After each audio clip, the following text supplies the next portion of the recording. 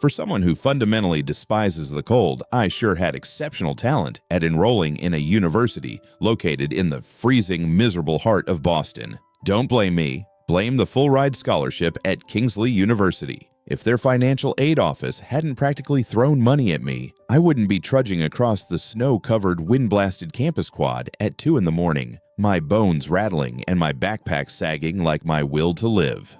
I had just finished my third shift at a greasy diner just off the square. My hands were practically numb, my boots were soaked with freezing slush, and I smelled like a delightful cocktail of stale French fries, minimum wage exhaustion, and pure despair. But honestly, that wasn't the real problem. The real problem was the little circular patch adhered to the back of my neck. You see, in this messed up biological hierarchy, most omegas are blessed with scents that belong in a luxury perfume ad. They smell like vanilla bean blooming rose petals or a gentle spring rain. I, Ezra Sterling, hit the absolute bottom of the biological jackpot. I ended up smelling like a pot of cheap black coffee that had been left on a diner hot plate for 6 hours, burning into a toxic bitter sludge. It wasn't sweet. It wasn't inviting. It was a scent that aggressively screamed chronic sleep deprivation and unapproachable hostility. So I wore suppressants. Medical-grade extra-strength patches that kept my disastrous biology a secret. Until tonight. Maybe it was the biting sub-zero Boston wind, or maybe the sweat from scrubbing the diner's kitchen floors had dissolved the cheap adhesive. Whatever the reason, halfway across the icy courtyard, I felt a sudden horrifying lack of tension on my skin. The patch peeled off. It didn't just peel. It surrendered entirely, fluttering away into the dark snow like a tragic white flag. Immediately, the sharp, acrid scent of burnt espresso violently punched through the freezing air. It was localized biological warfare. Even at this ungodly hour, the Kingsley campus wasn't completely dead. A small group of late-night architecture students passing by immediately halted in their tracks. One guy aggressively pinched his nose, his face twisting in disgust. A beta girl in a puffy coat gagged loudly, complaining that someone must have set the dining hall's coffee machine on fire. Again. Great, I muttered to myself, frantically patting my bare, freezing neck. Just what I needed. Public humiliation to round off a 14-hour workday. I was about to make a desperate run for my dorm, hoping to outpace my own biological disaster, when I heard the heavy, deliberate crunch of boots on the snow. The footsteps weren't walking away, they were walking toward me. I looked up, squinting through the falling snow. And there he was. Hayes Montgomery, the undisputed golden boy of Kingsley University. He was the heir to a massive financial empire, possessor of a violently perfect jawline, and the kind of elite alpha who probably sneezed $100 bills. He was wearing an obnoxiously expensive tailored black wool coat, but despite the wealth radiating from him, he looked absolutely terrible. His dark eyes were heavily bloodshot, his broad shoulders were stiff, and he carried the dark, looming aura of a man who hadn't slept since the previous century. He looked like a gorgeous, sleep-deprived zombie running on sheer willpower. Usually alphas of his caliber took one whiff of my burnt coffee scent and crossed the street in pure offense. Not Hayes. He stopped a few feet away, his chest heaving. His dazed, red-rimmed eyes widened as the bitter scent hit him. He inhaled deeply, his chest expanding, and a visible full-body shudder wrecked his tall frame. He didn't look disgusted. He didn't pinch his nose. He looked like a dying man wandering a barren desert who had just stumbled upon a life-saving oasis. Oh, hell no, I whispered, my survival instincts finally kicking in as I took a slow step back. Don't you dare. He dared. Before I could even process the warning bells blaring in my head, Hayes closed the distance between us with terrifying speed. He didn't say a single word. He didn't introduce himself. He just lunged, dropping his heavy chin straight onto my shoulder and burying his face deep into the crook of my neck. I froze. The entire courtyard froze. I am pretty sure the Boston wind literally stopped blowing just to witness this sheer absurdity. Hayes let out a low, vibrating groan that sent a traitorous, completely unwarranted shiver straight down my freezing spine. He inhaled again, practically sucking the scent right out of my skin, his large arms coming up to loosely wrap around my waist. He felt heavy, incredibly warm, and entirely too comfortable against me. Sir, I hissed, my voice dripping with as much sarcastic venom as I could possibly muster. I am a human being, not a barista on duty. He didn't move an inch. He just rubbed his cold nose against my scent gland like a giant, overly expensive golden retriever claiming a new toy.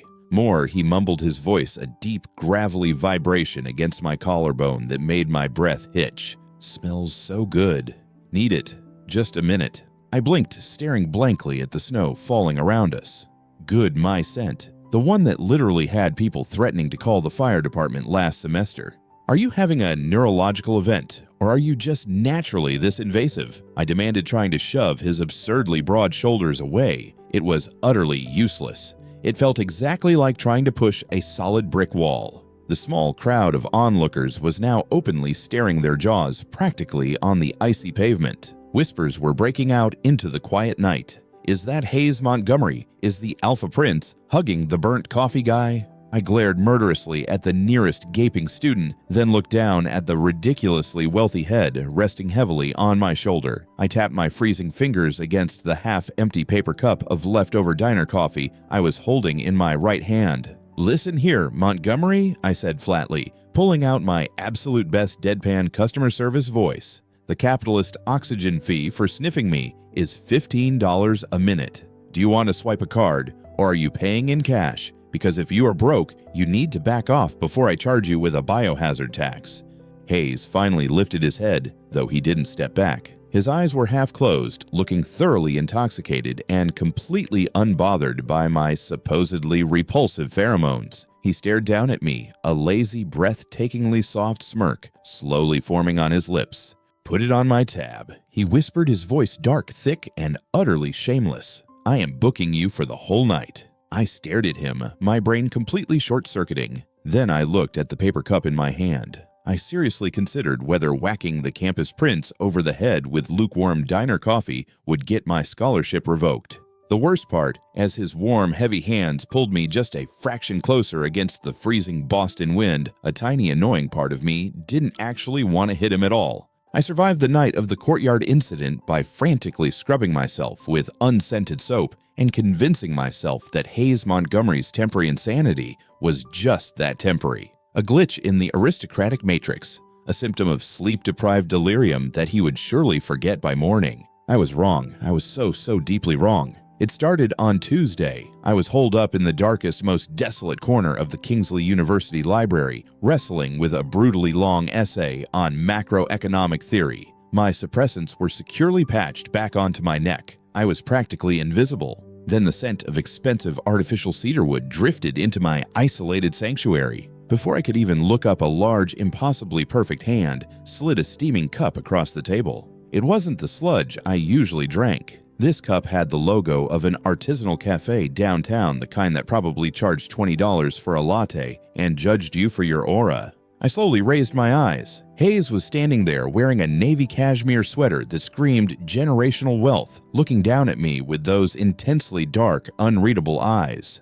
"What is this?" I asked, eyeing the cup like it was a live grenade. "Payment," Hayes said, his voice a low, smooth rumble that had absolutely no business echoing in a public library. "For the oxygen fee." Without waiting for an invitation, he pulled out the chair directly next to me, not across from me, but next to me, and sat down. He didn't pull out a laptop. He didn't open a book. He just folded his arms on the table, laid his head down, and turned his face toward my neck. "Montgomery," I hissed, leaning away. "What do you think you're doing?" "Charging," he murmured, his eyes already fluttering shut.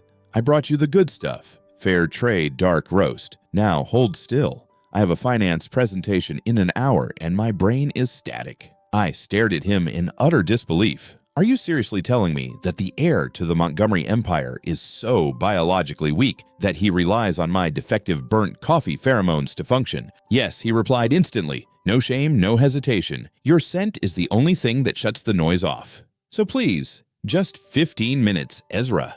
He said my name. The way it rolled off his tongue, raspy and exhausted, did something incredibly inconvenient to my heart rate. I scowled, grabbing the ridiculously expensive coffee. 15 minutes. If you start snoring, I am stabbing you with my highlighter. A faint, lazy smile touched his lips. Deal.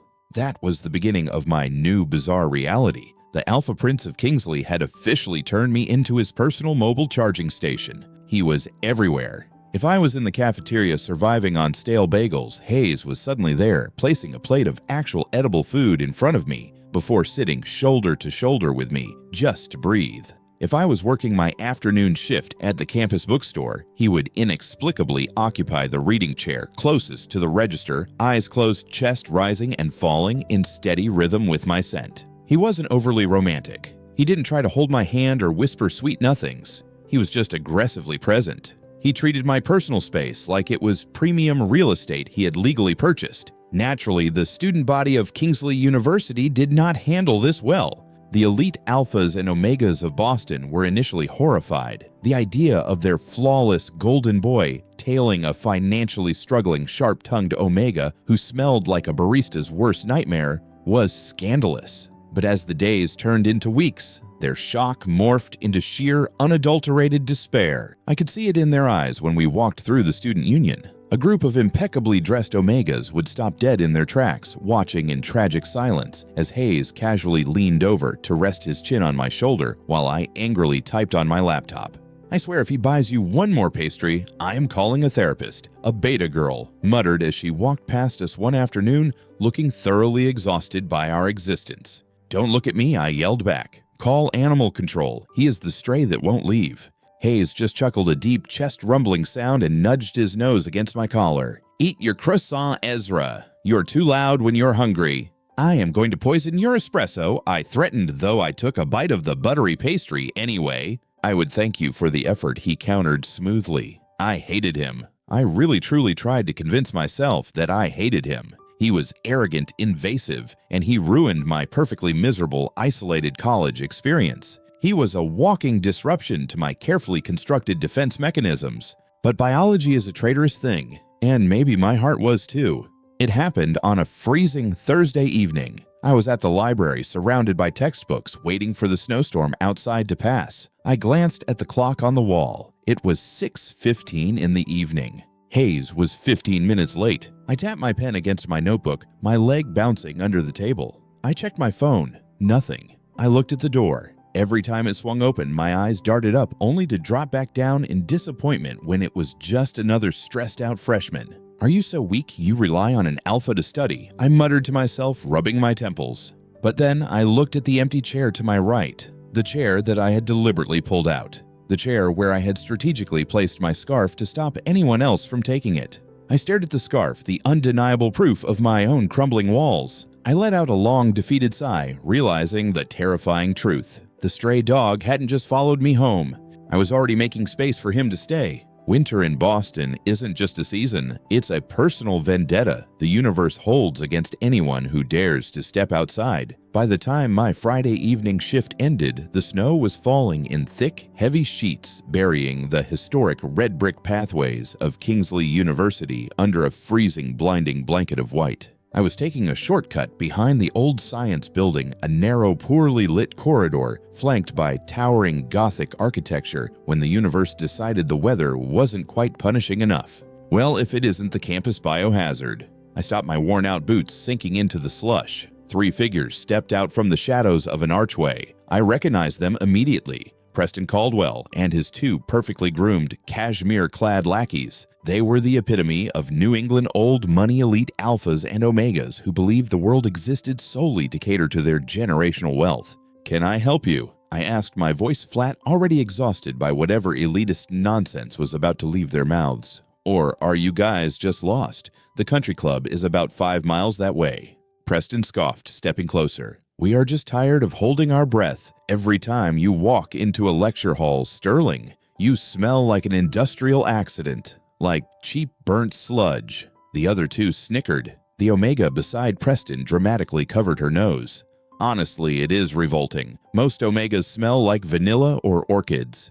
You smell like a minimum wage nightmare. It is lower class.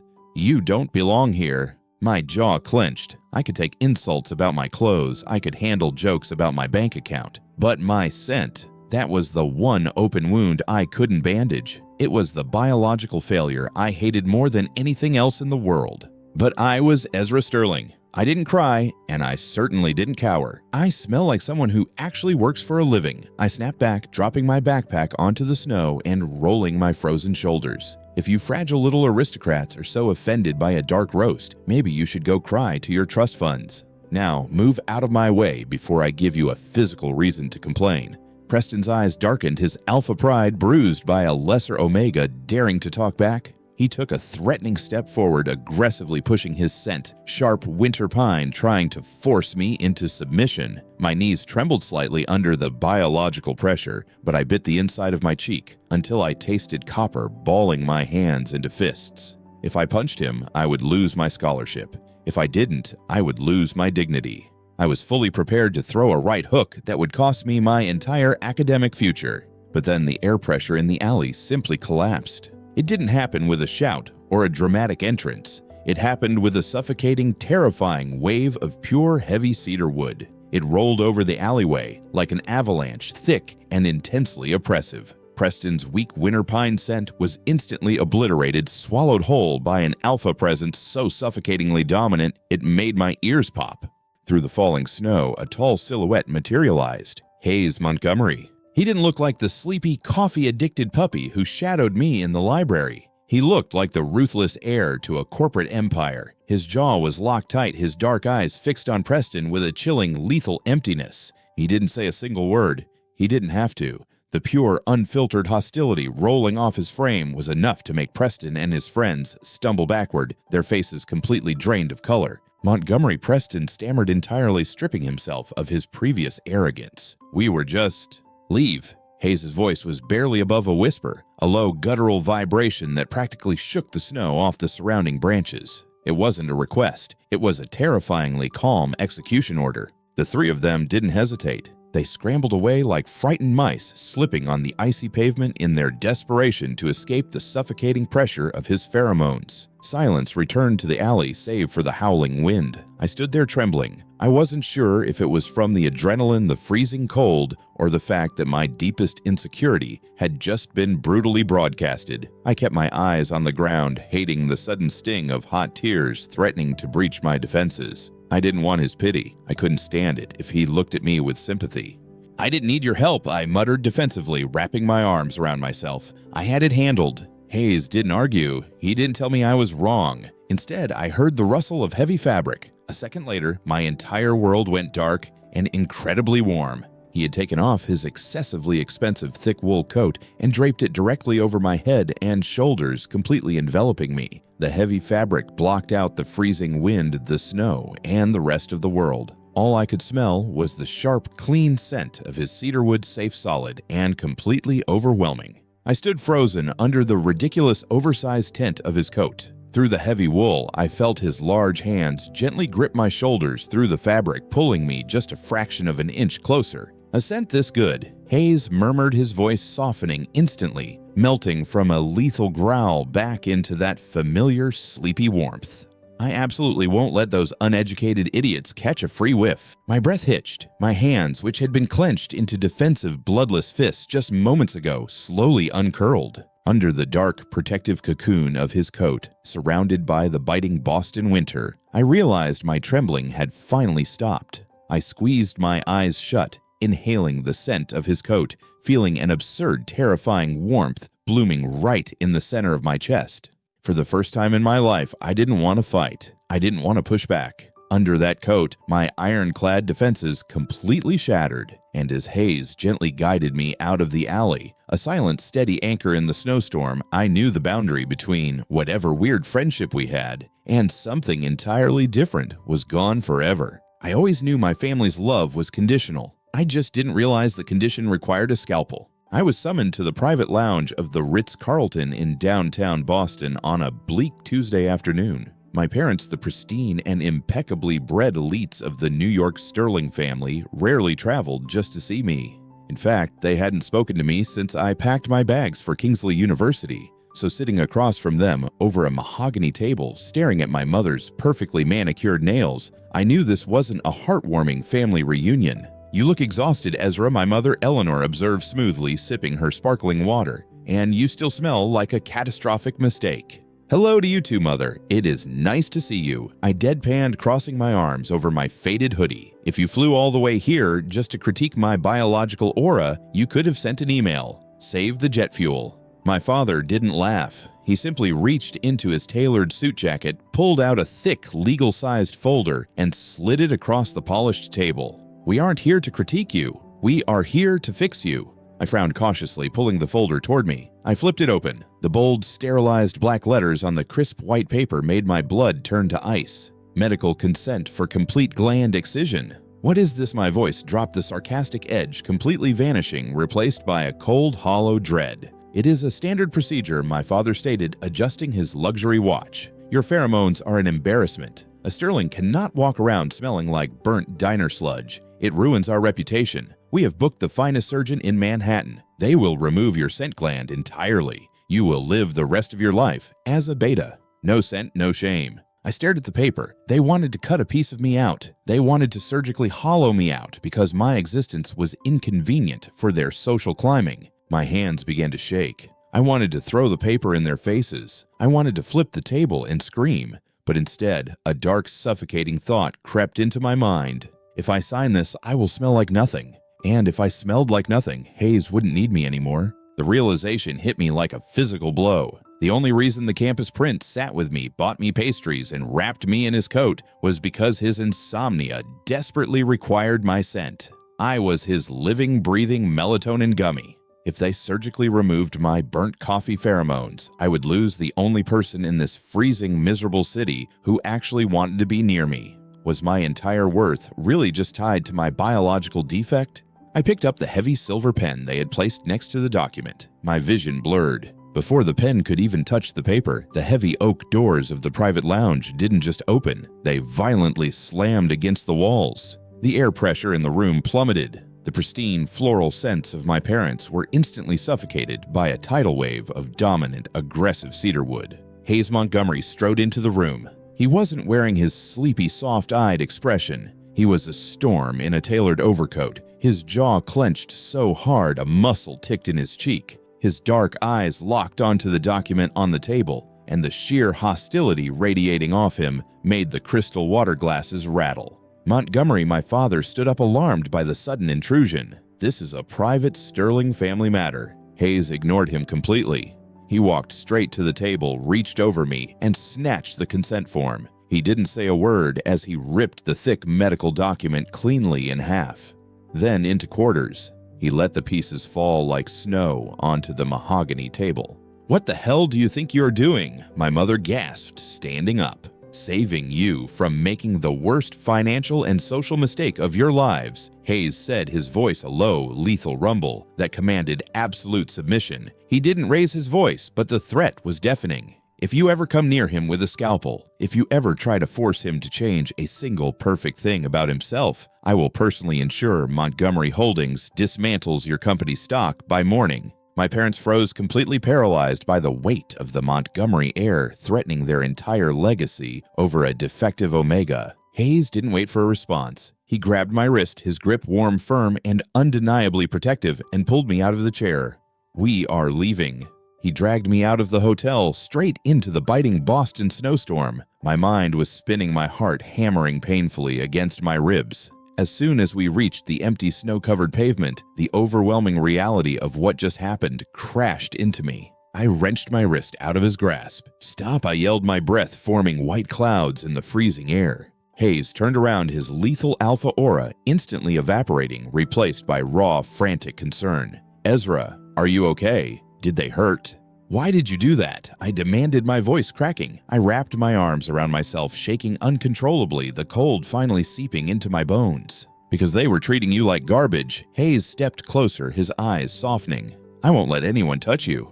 "No," I laughed, a bitter broken sound that echoed in the empty street. I took a step back, putting distance between us. "You didn't protect me. You protected your stash." Hayes stopped dead in his tracks. "What?" I looked up at him, my vision blurring with hot, frustrated tears I refused to let fall. They wanted to cut out my scent gland. If they did, I wouldn't smell like coffee anymore. I wouldn't be able to put you to sleep. So tell me the absolute truth, Hayes. I swallowed hard, staring into his dark eyes, waiting for the executioner's axe to fall. Are you protecting me because you are addicted to the coffee, or because you actually want me? The wind howled through the Boston streets, wrapping around us in a freezing embrace. Hayes stood frozen. His mouth parted slightly, but no words came out. His eyes darted across my face, filled with a sudden chaotic panic, but the silence stretched on.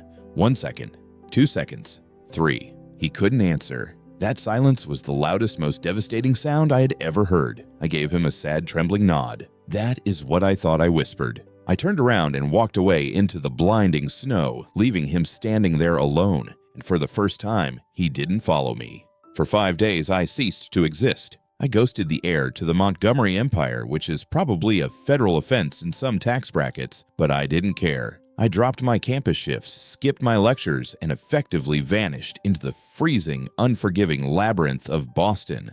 To ensure absolute isolation, I bought a pack of illegal industrial-strength scent suppressants from a shady online pharmacy. They were thick, heavy patches that felt like they were chemically burning my skin the moment I applied them. They completely neutralized my burnt coffee pheromones, leaving me smelling like absolutely nothing, like a ghost. It was exactly what my parents wanted. It was exactly what I thought I needed. But smelling like nothing meant I felt like nothing. Without Hayes' constant invasive cedarwood presence, the world was just horribly, relentlessly cold. My dorm felt too quiet. The library felt too empty. And the right side of my neck, where a heavy, aristocratic head used to rest, just throbbed with a phantom ache I violently refused to acknowledge. By Friday afternoon, I was hiding out at my weekend job, a dusty, dimly lit secondhand bookstore tucked away in a narrow alley off Commonwealth Avenue. I was crouching behind a towering shelf of ancient encyclopedias, aggressively organizing books by alphabetical order, trying to ignore the dull pounding headache caused by my toxic suppressants.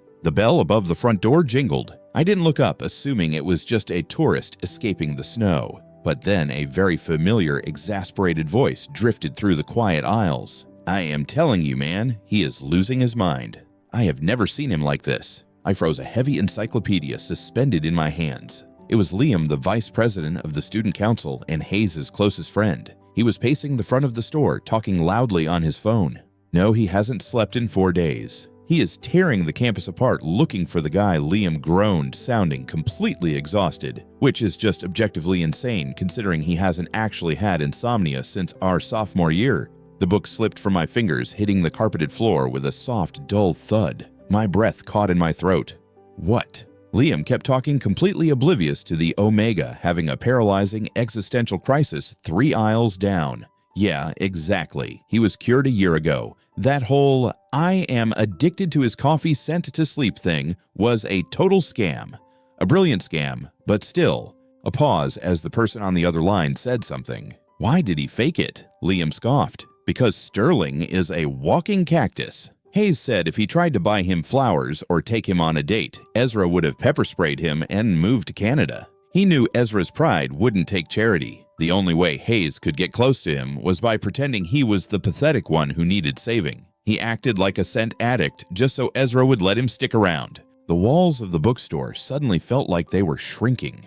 My heart slammed against my ribs with a violent, deafening rhythm. My mind raced back to that freezing street outside the Ritz-Carlton. When I asked Hayes if he only wanted me for my scent, he hadn't stayed silent because he didn't care. He stayed silent because he was terrified. He was caught in a massive, elaborate lie built entirely around his desperate need to just sit next to me. He didn't need my coffee pheromones to sleep. He just needed me. The sheer emotional weight of the realization hit me like a runaway freight train, and my biology, already pushed to the absolute breaking point by days of toxic suppressants and extreme stress, decided this was the perfect moment to completely snap.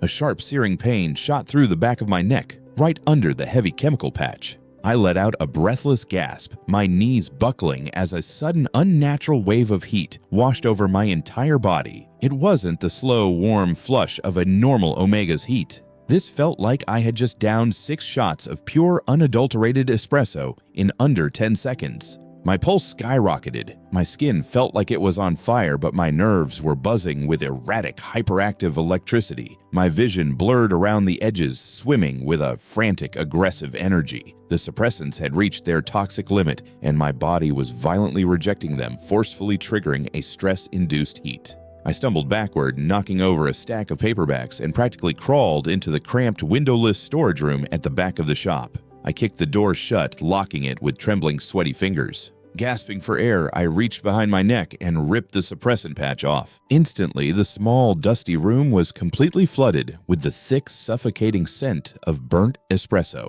But it was stronger now, sharper, entirely out of control, laced with the desperate, frantic pheromones of an omega in a caffeine-fueled overdrive. I collapsed against the wooden crates, my chest heaving, my mind spinning a mile a minute. I needed to argue with someone. I needed to pace the room. Most of all, I needed the heavy, suffocating weight of cedarwood to ground my short-circuiting brain. As my breathing grew ragged and the fever consumed me, my phone buried deep in my jacket pocket began to buzz. I didn't even have to look at the screen to know who it was. The scent was out in the air. The radar was pinged. The Alpha Prince was coming, and I had absolutely no defenses left. Normal omegas in heat are supposed to be soft, pliant, and tragically needy. According to every biological textbook ever written, they melt into docile, trembling puddles, waiting for an alpha's rescue.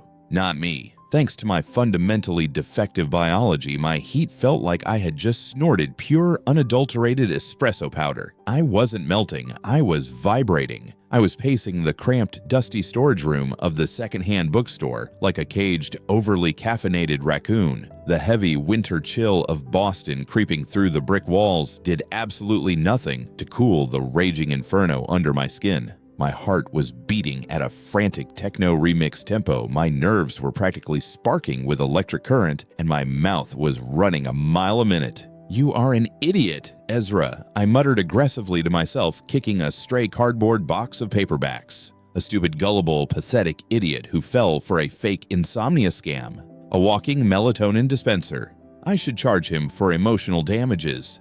I should sue the entire Montgomery estate. I was fully prepared to draft a verbal lawsuit, but then the heavy locked wooden door didn't just open. It was practically kicked off its hinges. Hayes Montgomery filled the doorway, his broad chest heaving, his dark wool coat dusted with fresh snow. He looked completely unhinged. The perfectly groomed, untouchable Alpha Prince was gone. His eyes were blown wide, pupil-heavy, zeroing in on me through the thick, suffocating cloud of my out-of-control, burnt espresso pheromones. "You," I shouted, pointing an accusatory, violently trembling finger at him. My heat-addled brain completely bypassed all romantic vulnerability and went straight to righteous fury. "You absolute fraud. You lying aristocratic sociopath. You haven't had insomnia in a year. You faked the whole thing." Hayes didn't flinch at my yelling. He stepped inside, quietly shutting the ruined door behind him, plunging us into the dim, intimate light of a single flickering bulb.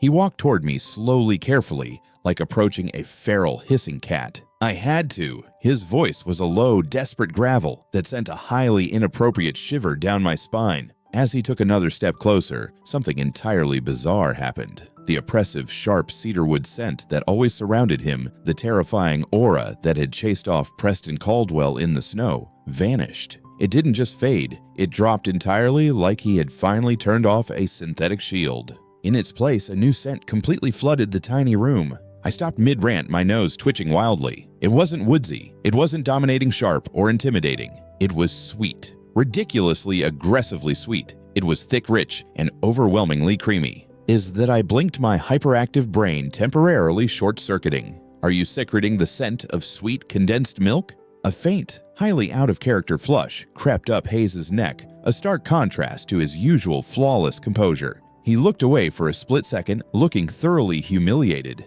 Yes, he gritted out, his jaw clenched. It is my natural pheromone. I have hidden it with synthetic sprays since puberty. An alpha, the future head of a ruthless financial empire smelling like a damn pastry shop.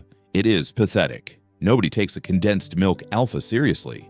He closed the final gap between us, backing me gently against the towering stacks of unsold encyclopedias. His large, warm hands came up, cupping my flushed, burning face. His thumbs brushed my cheekbones, his touch trembling slightly. I hated my scent. He whispered, his dark eyes searching mine with an intensity that stole the oxygen from my lungs. Until the night I found you in the courtyard. Your scent was so bitter, so harsh, so perfectly burnt. My breath hitched the angry caffeine buzz in my veins, suddenly replaced by a heavy liquid heat. "I don't need your coffee to sleep, Ezra," he murmured, leaning forward until his forehead rested heavily against mine. "I don't have insomnia. I am just addicted to you. You are so sharp, so guarded, so fiercely defensive, and I am this." He let his sweet, creamy scent wrap fully around my harsh, burnt one, intertwining them in the dim room. I faked the sleep thing because I knew if I tried to court you normally, you would push me away. I had to make you think I was the broken one who needed your help. "You are broken." I breathed out, my hands acting entirely on their own as they reached up to grip the lapels of his snowy coat. "You are a manipulative, milk-scented liar." I know he breathed against my lips. "Let me be yours anyway." Then he kissed me. It wasn't sleepy or gentle like his usual demeanor. It was desperate, hungry, and completely overwhelming. The clash of our pheromones in the cramped room was instantaneous. The bitter, toxic sludge of my burnt coffee collided violently with the rich, heavy sweetness of his condensed milk. The chemical reaction was pure magic. The burning edge of my scent was entirely neutralized, smoothed out, and blended into something new. We didn't smell like a mistake anymore. We smelled exactly like a freshly brewed, perfectly balanced caramel macchiato. My hyperactive heat finally melted into a heavy, intoxicating surrender. My legs gave out and Hayes caught me easily, lifting me flush against his chest. I tilted my head back, bearing the sensitive, throbbing gland on my neck. Hayes didn't hesitate. With a low, possessive growl that vibrated through my very core, his teeth sank deep into my flesh. The marking bite sent a jolt of pure white-hot electricity straight to my soul, anchoring me to him, completely overriding every insecurity I had ever held.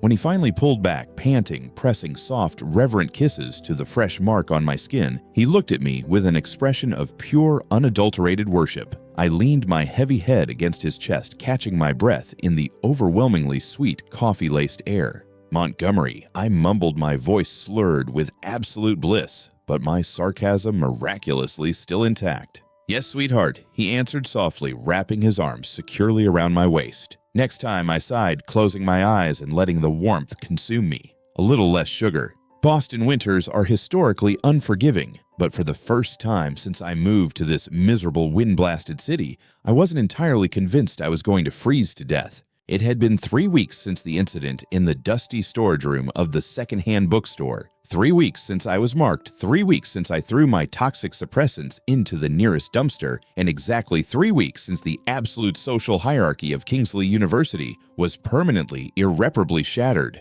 We were walking across the main campus quad on a crisp Monday morning. The snow was still piled high against the historic brick buildings, but I didn't even need a scarf.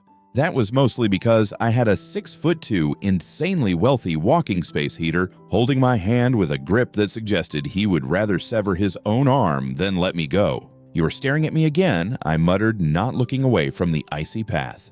"It is creepy, Montgomery. Stop it. People are going to think you have been hypnotized." "I have been," Hayes replied effortlessly, his thumb tracing slow, lazy circles over my knuckles. He didn't even try to look ahead, keeping his dark, hopelessly devoted eyes fixed entirely on the side of my face. And I don't care what they think. Let them look. Oh, they were looking. The elite student body of Kingsley was essentially experiencing a collective slow-motion psychological breakdown. It wasn't just the fact that the untouchable Alpha Prince was openly, shamelessly courting the angriest, poorest Omega on campus. It was the biological anomaly we had introduced to the environment. Hayes had completely thrown out his synthetic cedarwood sprays. The terrifying, dominant winter pine aura that used to make people cross the street in fear was entirely gone. Instead, the heir to the Montgomery Empire proudly swaggered across the quad, radiating the incredibly thick, rich scent of sweet condensed milk. Combined with my previously offensive burnt espresso pheromones, the two of us walking together no longer smelled like an industrial biohazard. We smelled exactly like a premium, freshly brewed $20 caramel macchiato. We walked past Preston Caldwell and his cashmere-clad entourage near the library steps. Preston took one whiff of the air, his eyes widening in absolute bewilderment as his brain tried to process why the most intimidating alpha on the East Coast suddenly smelled like a high-end bakery. I shot Preston a devastatingly sweet, entirely sarcastic smile. He choked on his own spit, turned pale, and quickly looked away. "I think you broke the aristocracy," I noted, feeling a deep, highly satisfying sense of vindication. "Good. They were boring anyway." Hayes hummed indifferently, pulling me through the heavy glass doors of the campus cafe. We claimed a corner booth.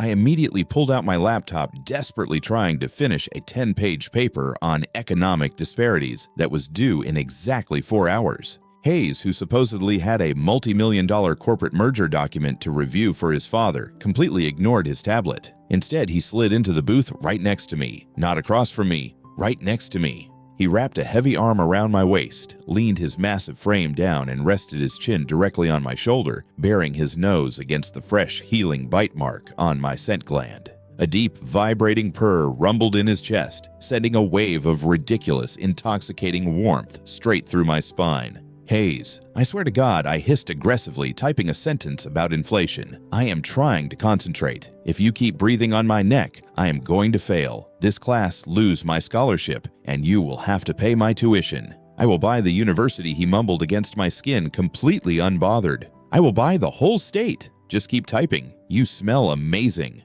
I rolled my eyes to the ceiling, praying for a patience I absolutely did not possess. I glanced across the cafe. A group of freshmen at the next table were actively putting on dark sunglasses despite being indoors in the middle of winter. One of them actually shielded her eyes with a textbook, aggressively whispering something about lethal levels of public sweetness, causing permanent retinal damage. See, you are blinding the youth, I pointed out.